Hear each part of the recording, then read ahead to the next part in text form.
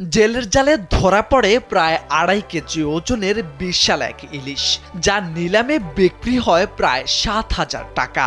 মঙ্গলবার সকালে পটুয়াখালীর কুয়াকাটা এলাকায় জেলে মোহাম্মদ আল মাছের জালে ধরা পড়ে ইলিশটি।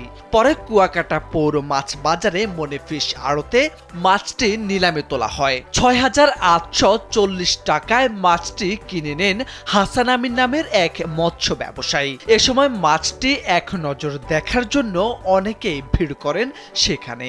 জেলেরা জানান, সাগরে মাছ ধরতে গিয়ে হাইরের চর নামক স্থানে জাল ফেললে মাছটি ধরা পড়ে, যার ওজন ২ কেজি ২৮০ গ্রাম। এই সাইজের মাছ মূলত গভীর সমুদ্রে থাকে।